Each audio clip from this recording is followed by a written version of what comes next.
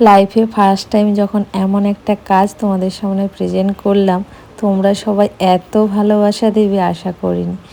তো আমি এই জগন্নাথের শ্যুটটা করেছিলাম, এমনি ইচ্ছে হলো যে একটা অন্যরকম শ্যুট করি, কারণ সবসময় তো মেকআপেরই ভিডিও দিই, তাই জন্য ভাবলাম একটু অন্যরকম একটা শ্যুট করা যাক।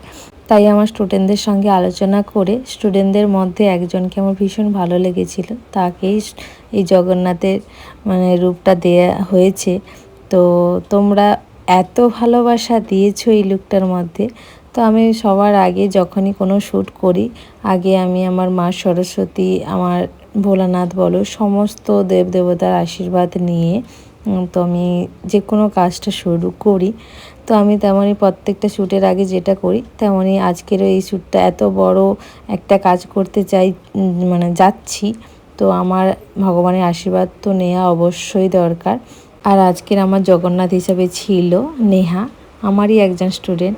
তো ওকে বলেছি ভেতর থেকে শাড়িটা জাস্ট জড়িয়ে চলে আসো। ও কী করেছে, পুরো শাড়িটাকে গায়ে জড়িয়ে একদম পুরো শাড়ির মতন পরে চলে এসছে। তো যাই হোক, একটা কাজের পিছনে তো একটু মজা থাকবে, একটু আনন্দ থাকবে। তারপর আমারই একজন স্টুডেন্ট ওকে ধুতির মতন শাড়িটা পরিয়ে দিয়েছিল। তারপর আমি এখানে ভগবানের আশীর্বাদ দিয়েই শুরু করলাম, জয় জগন্নাথ। তো এই মূর্তিটা যখন করছিলাম, বিশ্বাস করো আমার মনের মধ্যে একটা আলাদা অনুভূতি কাজ করছিল। তখন মনে হচ্ছিলো আমি পারবো তো আমাকে পারতেই হবে, কারণ লাইফে প্রথমবার যখন কোনো কিছু করতে চাইছি, নিজের উপর একটা অগাধ বিশ্বাস ছিল। তো সেই বিশ্বাসের উপরে ভর করে অনেকটা কাজটা মনের জোর নিয়ে করেছি। বাকিটা তো তোমরাই বলবে। তারপর আমার সঙ্গে তো এটা প্রায় হবেই, আমি যখনই কাজ করতে যাব কারেন্ট তো যাবেই একদম, কেন জানি না এটা আমার সঙ্গে হয়েই থাকে। তারপরে এই যে প্রায় ফুল লুকটা কমপ্লিট হয়েছে। আর ওর একটু প্রবলেম হচ্ছিল, কারণ এই শ্যুটগুলো যারা করে তারাই জানে যে অনেকটা টাইম বসে থাকতে হয়, একটু কষ্ট হচ্ছিল। তারপরে শ্যুটগুলোকে আমি ধীরে ধীরে করলাম। তো এক ছোট ছোট ক্লিপ নিলাম, সেটা তোমাদের সঙ্গে তো অলরেডি শেয়ার করেছি। বিশ্বাস করো, ও যখন প্রথম বসেছিল, কমপ্লিট করার পরে মনে হচ্ছিল আমার স্টুডিওতে জগন্নাথ এসেই বসে আছে। এত সুন্দর, এত ভালো লাগছিল, মনটাকে খুশি। বারবারই জিজ্ঞেস করছিলাম যে আমি পেরেছি তো, এটাই বারবার মনে হয়েছিল।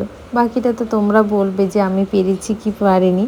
তো নিজের উপর ভীষণ বিশ্বাস ছিল, এই বিশ্বাসের জোর হয়তো আমাকে অনেকটা এগিয়ে নিয়ে গেছে। তো তোমরা দেখে ছোট্ট একটা কমেন্টসে অবশ্যই জানিয়ে যেও আমার করা এই কাজটা তোমাদের কেমন লাগলো, যেহেতু লাইফে ফার্স্ট টাইম করেছি। তারপর যেখানে আমার স্টুডিও ছিল, তাদেরই বাড়ির কাকিমা এসে দেখে বলল পুরো জগন্নাথ বসে আছে। তারপর আমার স্টুডেন্টদের সঙ্গে একটু ফটো ভিডিও তুলে নিলাম। তারপরে এই যে আমাদের অনেক পরিশ্রমের ফল 10 মিনিটের মধ্যে শেষ করে দিতে হচ্ছে।